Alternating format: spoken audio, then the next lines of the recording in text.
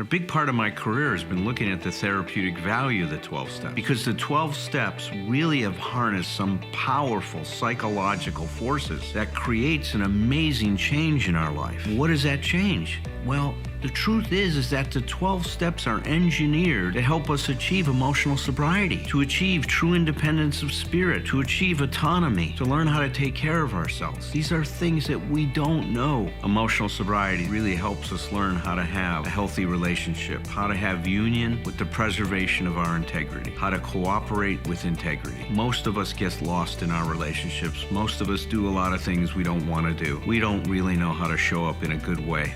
Emotional sobriety is about learning to have healthy relationships.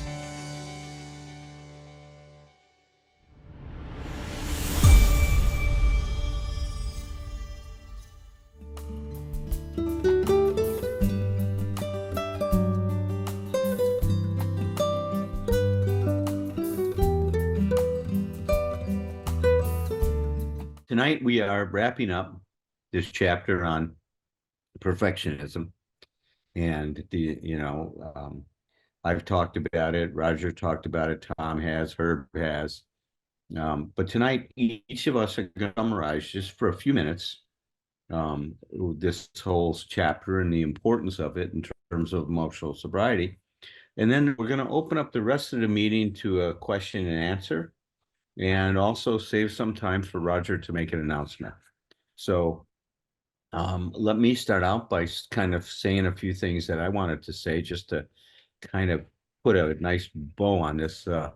And I hope I can do it perfectly. Oh, no, wait, I'm not supposed to do that tonight, am I? Oh, my goodness. No, don't do it perfectly, Alan. But no, I think that this perfectionism is an incredible curse. And I think it's something that we all suffer from to one degree or another. What do I mean by it's an incredible curse? Because the bottom line is that if we expect ourselves to be perfect, I think it's an expression of self-hate. You see, what it says ultimately is that I'm only okay if I am different than I am.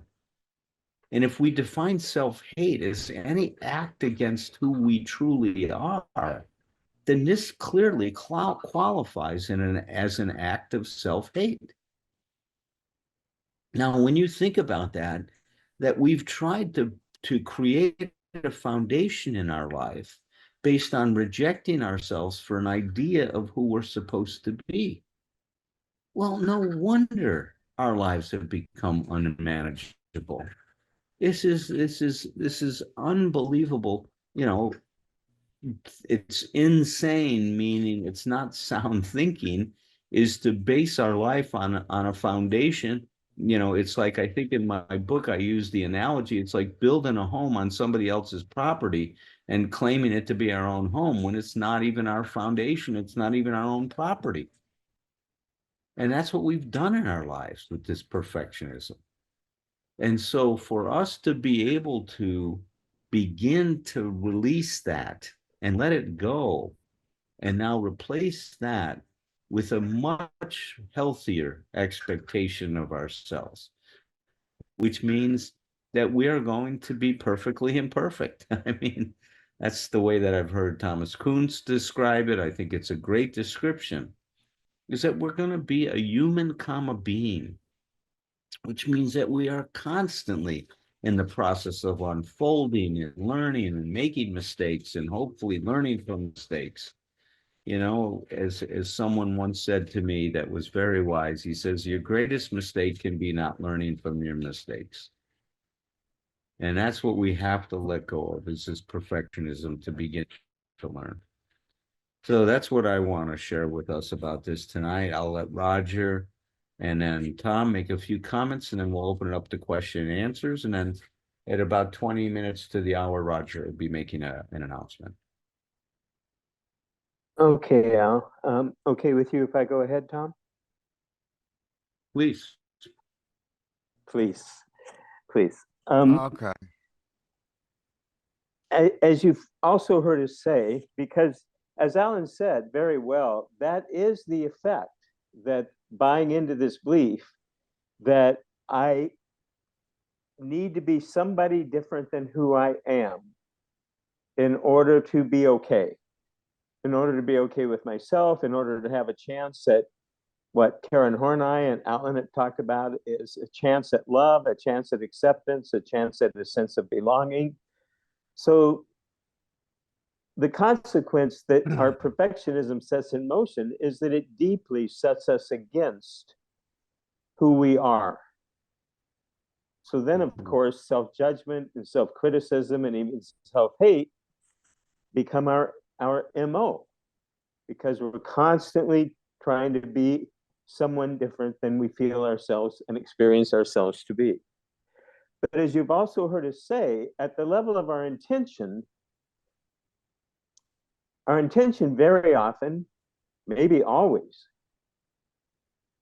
Alan mentioned in this chapter, how does our need for mastery, these aren't his exact words, but become perverted into this incredible oppressiveness of perfectionism?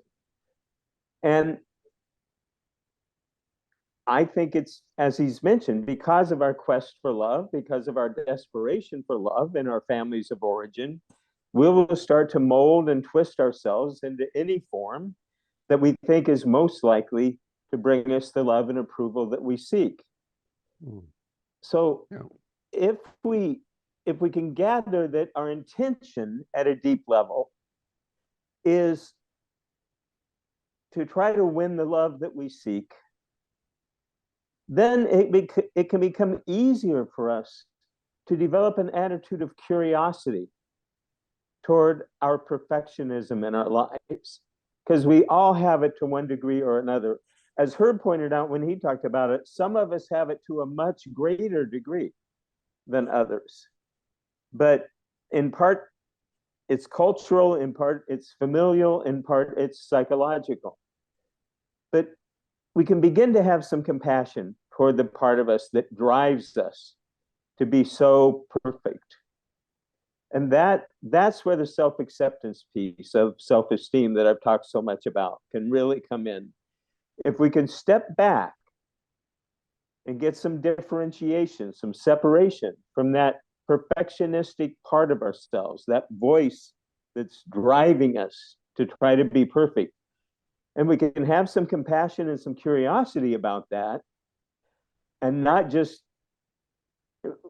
I've had clients, and I have it in myself, we learn some of this stuff, and then we want to be perfect about letting go of our perfectionism. Okay, it just chooses a different object, right? It just chooses a different focus. Oh, I know all that now. I shouldn't be doing this anymore. I should be letting go of my perfectionism altogether. We're not made up that way. It's 2 steps forward, 1 steps back, sometimes 2 steps forward, 3 steps back, if you're like me. But the idea is to keep focusing on progress, not, you guessed it, perfection, right? Progress, and sometimes regress, but then the next hour or the next minute or the next day or the next week, start again. The key is to embrace the truth of who we are, not who we believe we should be. So I'll let it go at that. Thom, what are your thoughts? My thoughts are that's good. I like that a lot. It's, I think the main thing is that I think I said recently when we were talking about this chapter that one of the things I was looking at, I was proud of the original cover to my first book. On the back just said, "Perfection is not an option. What a relief." And our challenge is to get to the place where it is a relief instead of like we feel, I mean, and we're saying the same thing with lots of different words, but the truth is perfectionism is a nicer word than condemnation and self-hatred and that kind of stuff, but it is the same. It's like, I mean, whatever the culprit is, whatever the saboteur is, it's working against us. And that's what we want to, and I want people to know that, It's fun, and now I'm just picking at language, but I noticed a lot of times we say stuff like, there's no such thing as perfectionism. It's like there is such a thing as perfectionism.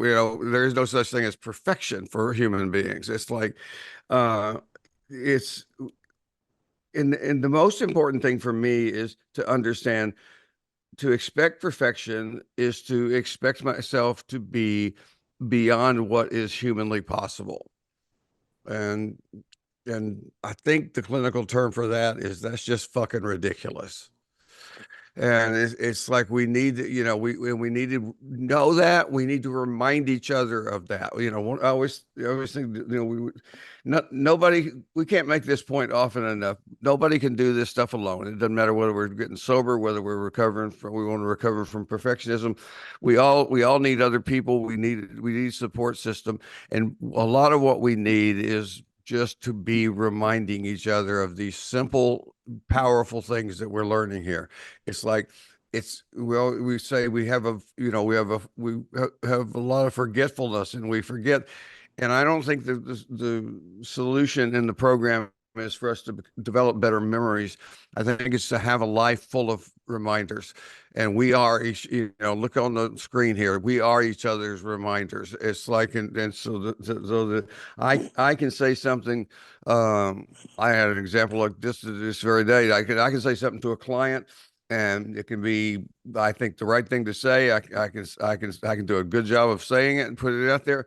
And before the day is out, I need somebody to tell me the exact same thing. It's like, that's what recovery is, and that humility that describes is really the antidote to perfectionism. So, lastly, I would just say,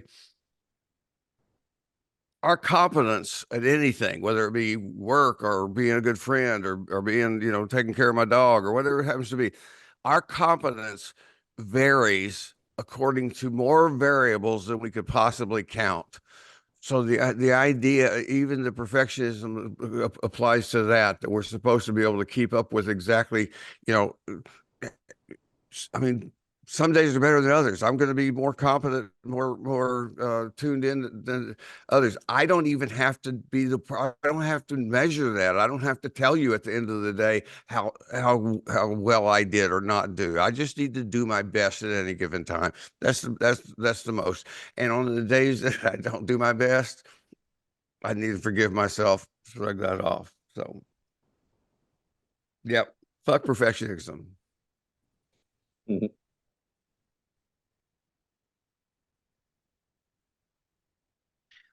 All right, Thom, do you want to have any summary statement to this section, and then let's open it up for question and answers.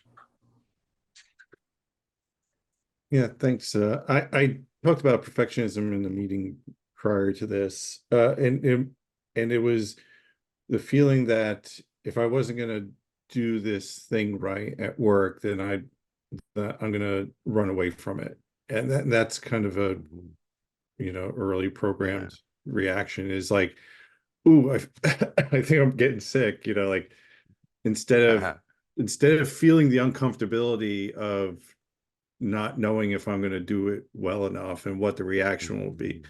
And I wound up sticking with it, and it turned out fine.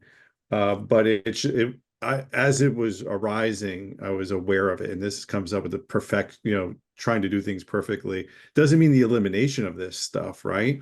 It's just as it arises, and or even sometimes catching it afterwards, going, oh, there's that thing that I've done before, I've fallen into, whatever it might be, and examining it and seeing if I, next time around I could catch it earlier, or laugh it off as oh, that's that thing that I do.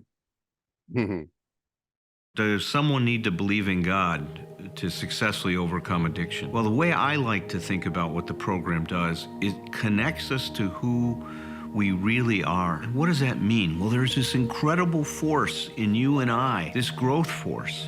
It's the force that moved us from crawling to walking. You wanted to take those first steps.